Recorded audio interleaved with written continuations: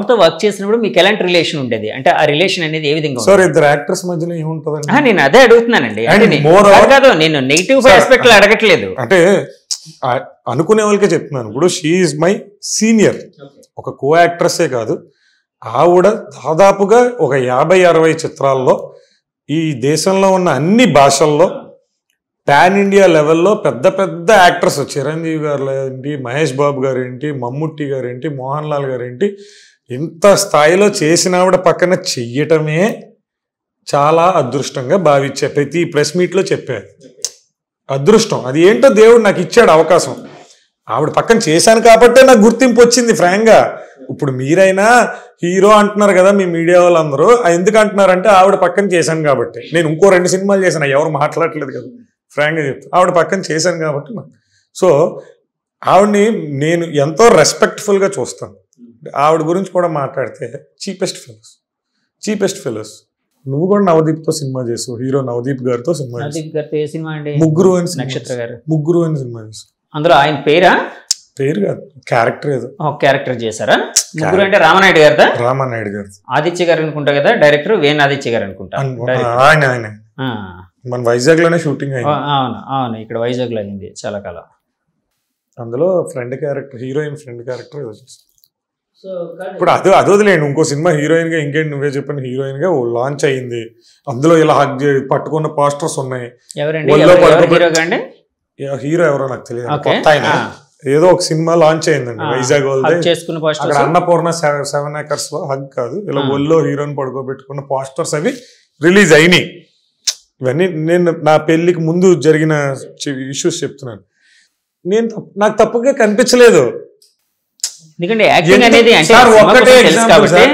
ఈవిడ్ని నేను first day చూడటమే ఈవిడ ఒళ్ళో పడుకుని ఫోటోలు తీసుకున్నాం మేము సినిమా పోస్టర్ లవ్ మూవీ ఈమె ఇలా కూర్చుంటే ఒళ్ళో పడుకుంటే ఫోటోషూట్ ఫస్ట్ అదే చూడడం ఆ అమ్మాయిని నా జీవితంలో ఆమె కూర్చున్నారు మీరు పడుకుని ఉన్నారు నా జీవితంలో ఆమెను మొట్టమొదటిసారిగా చూసిన ఇన్సిడెంట్ అది ఫస్ట్ ఫోటో ఇప్పటికీ మేము మా ఇంట్లో ఫ్రేమ్ కట్టించుకుని పెట్టుకున్నాం గుర్తుగా ఆ ఇద్దరం పింక్ అండ్ పింక్ లో ఉంటాం అప్పుడు 2013 అంటే నాకు 18-19 ఏళ్ళు ఫోటోషూట్ చేసినప్పుడు ఫస్ట్ సినిమాలో లుక్ టెస్ట్ చేస్తారు కదా ఫోటోషూట్ పోస్టర్స్ కి అందులో మరి నేను అలా అనుకుంటే ఇదేంటి ఇప్పుడు సినిమాని రియల్ లైఫ్ ని పోల్చకూడదు సార్ తప్పది సినిమాలో నటించే ప్రతి ఒక్కరు అక్రమ సంబంధాలని ఇప్పుడు అదే మీడియాలో అంటున్నారు సార్ సినిమాలో హీరోయిన్ తో ఒక అక్రమ సంబంధానికి సంబంధించిన సినిమా చేసావు కాబట్టి సినిమాలో అక్రమ సంబంధం ఉందని వేస్తున్నారు అది వాడి స్టోరీయే వాడు తీసుకున్నాడు సినిమా నేనేమంటా తీయడానికి డైరెక్టర్ కథ రాసుకున్నాడు రైటర్ కథ రాసుకున్నాడు డైరెక్టర్ తీసాడు ప్రొడ్యూసర్కి నచ్చింది వాళ్ళు 30-40 మంది క్రూని పెట్టుకున్నాక లాస్ట్ వచ్చి హీరోగా నన్ను తీసుకున్నారు అంటే పొరపాటు అండి అలాగైతే ఎక్కడ ఆడమగా అసలు పని చేయలేరు నా ఫస్ట్ సీన్ చేశానండి అంటారా ఇంకో సీన్ చేశానండి తీసుకెళ్ళి వేసేయండి జైల్లో పిచ్చిగాని పెట్టింది మీడియాకి అది ఆ క్వశ్చన్స్ విని దాని మీద విశ్లేషణ పెడుతున్న వాళ్ళు పిచ్చోళ్ళ చెప్తున్న వాళ్ళు ఎలాగో పిచ్చోళ్ళే ఫస్ట్ ఆఫ్ ఆల్ చెప్పిన వాళ్ళు ఎలాగో పిచ్చోళ్ళే అదే నిజమైతే ఫస్ట్ రోజే మన ఇద్దరికి అలాంటి ఫోటోషూట్ అయితే నీకు క్యారెక్టర్ లేదనుకుని నిన్ను పెళ్ళే చేసుకోకూడదు సినిమా వాళ్ళని అలా చూసే మనిషిని నేను కాదు కదా నేను నాకు తెలుసు మరి నాకన్నా ముందే 2 సినిమాలు చేసిన నీకు సినిమా మీద నాకన్నా ఎక్కువ అవగాహన ఉండాలి అలాగే నేను ఇంకోటి కూడా విన్నాను నాకన్నా ఎక్కువ అవగాహన ఆమెకు ఉండాలి కదా సినిమాలు నాకన్నా ముందు చేసింది పేరు తప్పు ఏం జరిగిందంటే ఆమె చేసేసి ఆపేసింది ఇప్పుడు ఆపడం అంటే ఆమెకు రావట్ల అవకాశాలు ఈ మధ్య కూడా వెళ్ళి సీరియల్స్ ఏవో ప్రయత్నించింది రోజు ఇన్స్టాగ్రామ్లో రీల్స్ టిక్ టాక్స్ ఏవో చేస్తూనే ఉంటారు క్రేజ్ కోసం ట్రై చేస్తూనే ఉంటుంది ఇప్పుడు నాకు 3 సంవత్సరాలు రాలేదని నేను ఎవరి మీద ఆడలేదు ఇప్పుడు కూడా ఇది వచ్చినట్టు కాదు ఎందుకంటే ఇది నాకు ఎవరో బ్యాన్ రోల్ ఇచ్చింది కదా నేను నా ప్రయత్నం ఇది తీయచ్చు మధ్యలో తీయలేక ఫెయిల్ అవ్వచ్చు లేదా సక్సెస్ కొట్టేసి పెద్ద స్టార్ అయిపోవచ్చు జనాల చేతిలో ఉంది మా అదృష్టం మా ఫేట్ కాదండి పెళ్ళైన తర్వాత అంటే మీరు సరే పెళ్ళైనప్పటికీ 19-20 years అన్నారు మీరు మీకు అంటే మీ నిజం చెప్పి అంతే కదండి 21 యాక్చువల్లీ పెళ్ళేడు 21 కదా సరే 21 రాలేదు సరే చేసుకున్నారు పెద్దలను పెంచి చేసుకున్నారు అంతా బాగానే ఉంది సో తర్వాత మీరు సినిమా ప్రయత్నాలు చేసేవారా అంటే జాబ్ ఎప్పుడు వచ్చింది సినిమా ప్రయత్నాలు ఎప్పుడు చేసేవారు అంటే జాబ్ పెళ్లి నాటికి జాబ్ లేదన్నారు 2015లో పెళ్ళయ్యే నాటికి ఒక్క సినిమా కూడా చేయలేదు నేను. ఈమెతో వచ్చిన సినిమాయే, అది కూడా ఆగిపోయింది కదా, అయిపోయింది అన్నారు. సినిమాయే చేయలేదు. ఓకే, జాబ్ అప్పటికి వచ్చేసిందా, పెళ్లికి వచ్చిందా? సంవత్సరం తర్వాత ఫస్ట్ సినిమా అవకాశం వచ్చింది. మా వైజాగ్లోనే ఒక డైరెక్టర్ గారు సినిమా చేస్తే, అందుకే ఎలా వచ్చాయో కూడా చెప్తున్నా, ఎందుకంటే నేను ప్రయత్నించలా, నేను వెళ్ళలా ఏ ఆఫీస్కి. వైజాగ్లోనే ఒక ఆయన సినిమా చేస్తే ఆయనకి నేను ఏదో ఎప్పుడో పరిచయం ఉంటే, నువ్వు బాగుంటావు కదా నా సినిమాలో విలన్గా చేస్తావా, కొంచెం బాడీ ఏది ఉంటుంది విలన్గా చేస్తావా అంటే, ఏదైనా చేస్తాను సార్ అన్నాను. పిచ్చి ఏదైనా చేస్తాను, సినిమా కదా సరదా కదా చేస్తాను ఏదండి. సో అండ్ సో డేట్లో హైదరాబాద్ రా అమ్మ, 4 రోజులు షూటింగ్ వెళ్ళాను, చేశాను. సరే చేశారు, కాదు నేను అనేది, నాకు జాబ్ 2017లో వచ్చింది సార్. అంటే పెళ్ళైనా ఒక 2 ఏళ్ళకి, 2 ఇయర్స్ తర్వాత. 2 ఇయర్స్ తర్వాత. అప్పుడు కూడా మీరు సినిమా ప్రయత్నాలు చేస్తుంటే ఏమని ఎవరు నక్షత్ర గారు మీ వైఫ్? అంటే అప్పటికి మామూలు సినిమా ప్రయత్నాలు మీన్స్ అదే మీరు వచ్చింది అవకాశం, మీరు చేస్తూ ఉంటే వద్దని అప్పుడే అన్నారు. ప్రయత్నాలు అంటే నేను ఎప్పుడు ఫ్యామిలీని కానీ జాబ్ను కానీ వచ్చిన జాబ్ను కానీ, ఎందుకంటే క్లియర్గా ఒక విషయం మీ అందరికీ తెలుసుకోవాలి, 2017లో ఈ అబ్బాయి జాబ్ జాయిన్ అయ్యాడంటే 2 ఏళ్ళు ప్రొబేషన్లో ఉంటాడు, ఏ ఆటలో సాగవు, ఉద్యోగం తీసిపో అంటే 2019 వరకు నేను ఎక్కడికి సెలవు పెట్టకుండా తిన్నగా ఉద్యోగాలు ఉన్నట్టే కదా రూల్ ప్రకారం. సో 2019 వరకు కూడా ప్రయత్నించలేనట్టే కదా. నా దృష్టిలో ప్రయత్నం ఏంటంటే, నేను ఏ ఆఫీస్ ఆడిషన్ కాల్స్కి వెళ్ళనండి, ఎవరిని సార్ అవకాశం ఉండదు. కానీ ఎప్పుడైనా సోషల్ మీడియాలో ఒక నటుడు కావాలని యాడ్ వస్తే వెంటనే ఫోటోలు పంపిస్తాను, నచ్చితే పెట్టుకుంటారు లేకపోతే నచ్చితే. ఓకే, వాళ్ళు నేను ఎందుకు ఈ క్వశ్చన్ అడుగుతున్నాను అంటే, ఇప్పుడు ఆవిడ యాక్ట్రెస్, మీరు యాక్టర్, అంటే మీ పరిచయమే సినిమా వేదికగా జరిగింది. సినిమా అనేది మీ ఇద్దరికీ ఉన్న ఒకే ఒక్క అభిరుచి, అంటే మొట్టమొదటి అభిరుచి ఏంటంటే సినిమాని ప్రేమించడం అనే విధంగా మీరిద్దరూ ప్రేమించుకున్నారు. తర్వాత పెళ్ళైన తర్వాత మీరైతే సినిమాలు మామూలుగా అంటే అవకాశం వచ్చినప్పుడు చేస్తూ ఉన్నారు, కానీ ఆమె కూడా తన ప్రయత్నాలు కొనసాగించుకోవడానికి మీకు అంటే మీరు ఫ్రీడమ్ ఇచ్చారా, లేకపోతే ఇంకా సినిమాలు వద్దని అన్నారా ఏంటి? అంటే ఎందుకంటే ఈ క్వశ్చన్ అడగడానికి ఇంకో కారణం కూడా ఉంది. మీరు పదే చెప్తుంది ఏంటంటే, నేను ఫేమ్ లోకి వస్తున్నాను కాబట్టి నన్ను డీఫేమ్ చేయడానికి ఆవిడ ఇదంతా చేస్తున్నారు అన్నారు కదా. ఎలా తీసుకున్నారు నేను చెప్తాను ఇప్పుడు. ఓకే, ఫస్ట్ ఆఫ్ ఆల్ 2015లో మ్యారేజ్ అయింది. అప్పుడు ఆ అమ్మాయికి చేయడం ఇంట్రెస్ట్ లేదు, ఆ అమ్మాయి చెప్పేసింది. ఎందుకంటే మేమిద్దరమే చేద్దాం అనుకున్నాం, నేను వేరేగా ఆ అమ్మాయి వేరేగా కాదు. ఆ టైంకి మన ఇద్దరం హీరో హీరోయిన్గా ఉన్న సినిమా ఆగింది కదా, ఎలాగైనా అది స్టార్ట్ చేయించుకుందాం, మన ఇద్దరమే చేద్దాం అనుకుంటే నేను చేయను, నాకు ఇంక ఇంట్రెస్ట్ లేదు, మా మమ్మీ చేయొద్దు అనేసింది, ఇంకా పెళ్ళి అయిపోయింది కాబట్టి నేను ఓకే డన్. సో 2015లో నువ్వు చేయలేవు, 16లో నీకు యు ఆర్ ప్రెగ్నెంట్, 15 ఎండింగ్ నుంచి. సో నువ్వు ప్రెగ్నెంట్, నువ్వు చేయలేవు. పుట్టిన తర్వాత పాపకు 1 or 2 years నువ్వు చేయలేవు. పాపకు 3-4 years వచ్చిన తర్వాత నేను నిన్ను హైదరాబాద్ తీసుకెళ్ళమంటే ఏదో సీరియల్స్ ట్రై చేసుకుంటానన్నావు, తీసుకెళ్ళాను. ఏదో విజయవాడ వెళ్ళి ఏవో ఆడిషన్స్ ఇస్తానన్నావు, తీసుకెళ్ళాను. విజయవాడ అల్కాపూర్ ఏదో పెద్ద హోటల్ ఉంటుంది అక్కడ, ఆ హోటల్లో రూమ్ తీసుకున్నాను. నువ్వు ఆడిషన్కి వెళ్తే నీ ఎదురుగా ఇలా కూర్చున్నాను. నేను ఇప్పుడు ఆడిషన్కి వెళ్ళా, మళ్ళీ కొన్ని 100 మంది, అలాగని నేనేం ఇన్ఫ్లుయెన్స్ చేసి కూడా తీసుకెళ్ళాను. ఆమె ఎవరికో ఫోన్ చేసుకుంది, ఆడిషన్కి రమ్మన్నారు, యాజ్ ఎ సెక్యూరిటీ గార్డ్ గా ఆ ప్రపంచంలోకి వెళ్తుంది, తనకి నేను సెక్యూరిటీ కాబట్టి వెళ్ళాను. ఆ అమ్మాయి ఆడిషన్ చేసుకుంది, వచ్చింది. వాళ్ళు ఏదో అన్నారు, మేడం మీరు ఇంకా హీరోయిన్ ఎక్స్పెక్ట్ చేస్తున్నారు, ఇప్పుడు మీకు హీరోయిన్ రావండి, మీకు అక్క క్యారెక్టర్స్ అత్త క్యారెక్టర్స్ వస్తాయని వాళ్ళు అన్నారు. ఆ మాటకి హర్ట్ అయిపోయి నన్ను అంత మాట అంటాడా, ఎప్పటికైనా నువ్వు నేనే సినిమా చేద్దాం, నేను వచ్చేసింది. మళ్ళీ నాకేం వద్దు, అది ఇచ్చినా వద్దు అన్నారు, వచ్చేసింది. వచ్చేసి 2020లో జస్ట్ విడిపోక ఒక్క 1 రోజుల ముందు ఈమె నన్ను అడిగింది, నువ్వు సినిమాలు చేస్తున్నావు కదా, నాతో ఒక ఆల్బమ్ సాంగ్ చేయొచ్చు కదా, యూట్యూబ్లో ఆల్బమ్ సాంగ్స్ ఫేమస్ అవుతున్నాయి, చేయొచ్చు కదా అని అడిగితే అరకు తీసుకెళ్ళి ఆల్బమ్ సాంగ్ చేసాం ఇద్దరు. యూట్యూబ్లో చిన్న ముక్క అంత ఉంది, టీజర్ ఉంది. 2020లోనే ఉంటుంది, క్లియర్గా ఉంటుంది. ఇప్పుడు నాది మిగిలిన ఫుటేజ్ కూడా మా దగ్గర ఉంది, కానీ 1 రోజుల్లో విడిపోవడం వల్ల ఇంక మరి పెట్టలేదాన్ని. అంటే ఇంకా ఆమె నేను కంప్లీట్ 70% ఎంతో చేసాం ఆల్బమ్ సాంగ్ని. ఏదో కాన్సెప్ట్ అనుకుని మేమే మా ఫ్రెండే కెమెరామెను డబ్బులు ఖర్చు పెట్టి చేసింది ఏం కాదు, మేము ముగ్గురు చేసుకున్నాం. నెక్స్ట్ మంత్ లాక్డౌన్ వచ్చింది. ఇంకోటి, పాపకి ఏ రోజు చూడలేదంటే ఇప్పుడు దానివల్ల బాగా గుర్తొచ్చింది.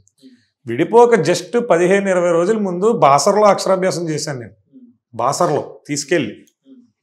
ఇంకొక విషయం కూడా చెప్తాను, హైలైట్ విషయం. బాసర్ వెళ్ళి హైదరాబాద్లో కొన్ని రోజులు ఎంజాయ్ చేసి వైజాగ్ వచ్చాం. నేను, పాప, తను, వాళ్ళ మమ్మీ, మేమే వెళ్ళాం బాసర్.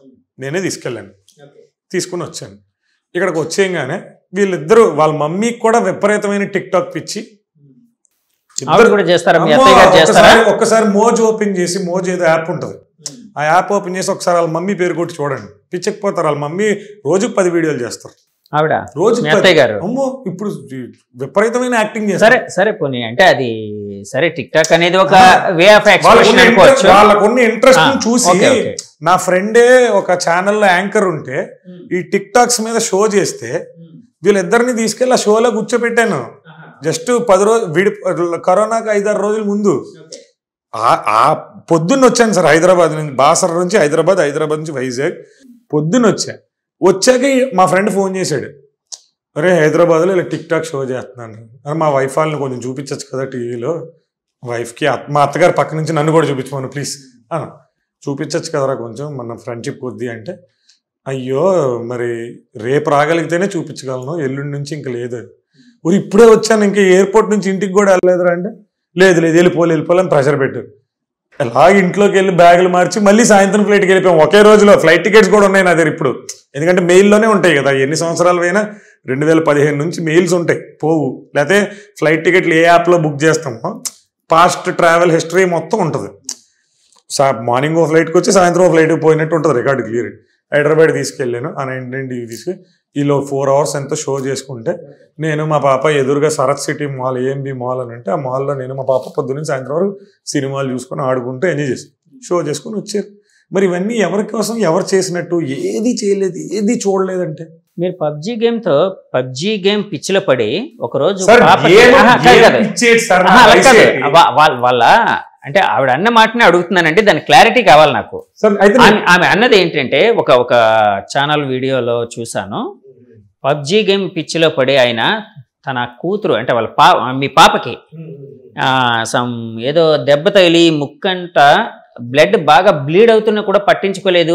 అంటే ఆ రోజు హాస్పిటల్కి తీసుకుని వెళ్ళమన్నా కూడా తను రాలేదు, నేనే ఏదో కష్టాలు పడ్డాను, సంథింగ్ ఏదో ఈ విధంగా జరిగింది అని చెప్పి ఒక మాట చెప్పారు. అలాంటిది ఏదైనా జరిగిందా?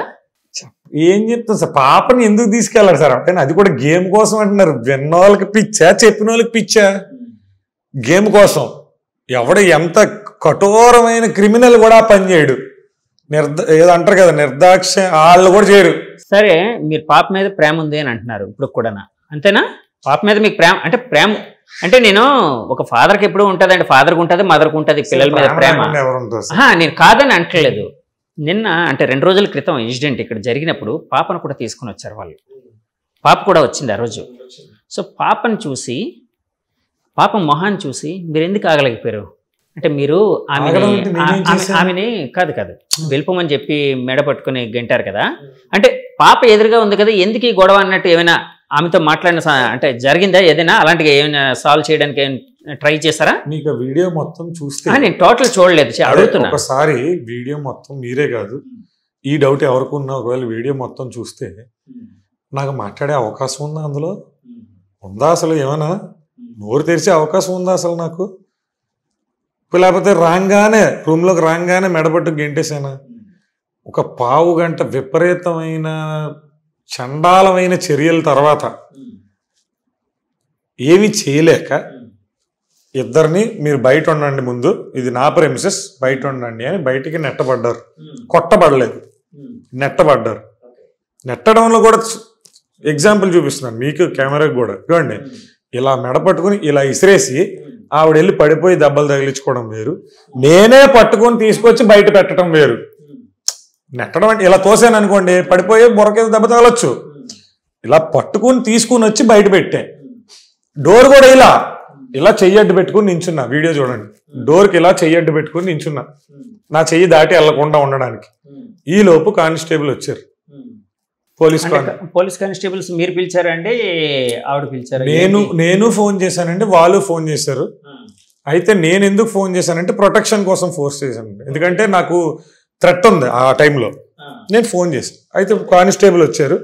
నేను కానిస్టేబుల్కి అన్నాను, ఇక్కడ ఏ మెస్ జరగడానికి వీలు లేదు, సో ఇమ్మీడియట్గా పోలీస్ స్టేషన్కి వాళ్ళని పిలండి, నేను వస్తాను, అక్కడ కూర్చొని మాట్లాడుకుందాం అని చెప్పడం జరిగింది. అంటే అతని మాటలు వాళ్ళు వినలేదు. వెంటనే నేను డోర్ వేసేసి బయటకు వచ్చా. మీకు నచ్చినంత తీసుకోండి, ఇంకా ఏదైతే అదే అయింది, ఇంక తేల్చేశాను. ఏం చేసుకుంటారో చేసుకోండి, వీడియోలు తీసుకుంటారు, ఏం తీసుకుంటారు. నేను సైలెంట్గా అక్కడ నించున్నా, నా ఆఫీస్ నేనే వదిలేసి బయట బాల్కనీలో నించున్నా. మీరు ఏదైనా కానిస్టేబుల్ గారే మళ్ళీ మీడియా వాళ్ళు అందరూ వచ్చారు. ఈలోపు బైట్స్ అన్నారు, అవన్నారు, ఇవన్నారు, తీసుకున్నారు. అందరికీ సమాధానం చెప్పాను. ఈలోపు కానిస్టేబుల్ గారే వచ్చారు. ఏంటమ్మా ఎంతసేపు ఇలా నించో ఏదో సెటిల్ చేయండి అంటే కానిస్టేబుల్ గారిని రిక్వెస్ట్ చేయడం జరిగింది. సార్ ముందు మా ఇద్దరిని ఇక్కడ ఉన్న జనాల నుంచి ప్రొటెక్ట్ చేయండి, అయితే వాళ్ళని పంపించేయండి. మీకు అంత ఫోర్స్ లేదు, కెపాసిటీ లేదు అనుకోండి, మమ్మల్ని జాగ్రత్తగా వీళ్ళ దగ్గర నుంచి దాటించండి. థ్రెట్ ఉంది. ఎవరు మీడియావో ఎవరు రౌడీయో తెలియట్లా, నా మనిషిని కొట్టారు, నా వస్తువులు ఇదవుతున్నాయి, ఏవి దొరికితే విసిరేస్తున్నారు, నాకు థ్రెట్ ఉంది. అయితే మొత్తం అందరినీ బయట పంపించండి. యాజ్ అ పోలీస్గా you will have that power. ఇది తప్పండి, ఇల్లీగల్ లోపలికి రావడం అంటే ఆయన ఒక్కడే ఉన్నాడు. సో పోలీసు వాళ్ళకి మీడియాని చూస్తే మరి నేను అనుకోను, నన్ను ఆ అమ్మాయిని అయినా తీసుకెళ్ళిపోండి బయటికి, తప్పిది, మమ్మల్ని డిఫేమ్ చేస్తున్నారు, తప్పుగా చూపిస్తున్నారు అంటే ఆయన బయటకు తీసుకెళ్ళడం జరిగింది. వీళ్ళ నుంచి ప్రొటెక్ట్ చేయడం జరిగింది. అంటే యాక్చువల్గా ఆ అమ్మాయిని పోలీస్ స్టేషన్కి తీసుకుని వెళ్తానని చెప్పి మధ్యలో ఎక్కడో ఒక మాట అడుగుతాను మిమ్మల్ని, నేను స్ట్రైట్ గా మిమ్మల్ని అడుగుతాను. ఓకే అండి, పోలీస్ స్టేషన్కి ఎందుకు తీసుకెళ్తారు? కేసు ఏమైనా ఉందా? పోలీసులకు అధికారం ఏముంది తీసుకెళ్ళడానికి? నా మీద కేసు ఎవరైనా పెట్టారు, నువ్వు ఈ అమ్మాయి అయినా పెట్టిందా? కాదు, ఆ అమ్మాయి అన్న మాటలు ఏంటంటే నాతో పోలీస్ స్టేషన్కి తీసుకుని వెళ్తున్నాం, మీరు అక్కడికి రండి, ఆమెతో అక్కడ మాట్లాడుకుందాం అని అన్నారని. ఆమెతో ఏం మాట్లాడారో నాకు తెలీదు. నేను పోలీస్ స్టేషన్కి వస్తున్నానని ఇక్కడ ఉన్న వాళ్ళు ఎవరికి చెప్పలేదు. నేను కానిస్టేబుల్ని రిక్వెస్ట్ చేసింది ఏంటంటే రెండే విషయాలు.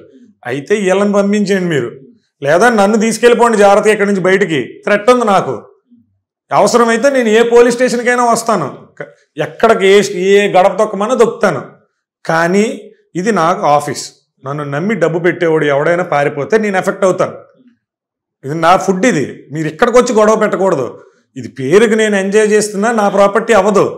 ఎవరో ఇన్వెస్టర్ ఉన్నాడు, ఇప్పుడు రేపు అతనికి నేను నచ్చను ఇంకోండి పెట్టుకుంటే నన్ను గెంటేస్తారు ఇక్కడ నుంచి, వాడొచ్చి చూసుకుంటాడు ఇదంతా. అప్పుడు అంతే కదా, నా ఇన్వెస్ట్ చేసేవాడు ఇప్పుడు ఇంత బ్యాడ్ నేమ్ వచ్చింది తేజకి, తేజ వద్ద ఇంకో కూజాని పెట్టుకుందాం హీరో అనుకుంటాడు, వాడొచ్చి కూర్చొని ఎంజాయ్ చేస్తుంటాడు. అప్పుడు ఇదంతా ఎవడు క్లాస్ ఉంటే ఆడే, అంతే కదా. అప్పుడు వాడు బాస్ అవుతాడు ఇక్కడ. ఇప్పుడు నేను ఎవరో బాస్ అని చేస్తే అయ్యాను,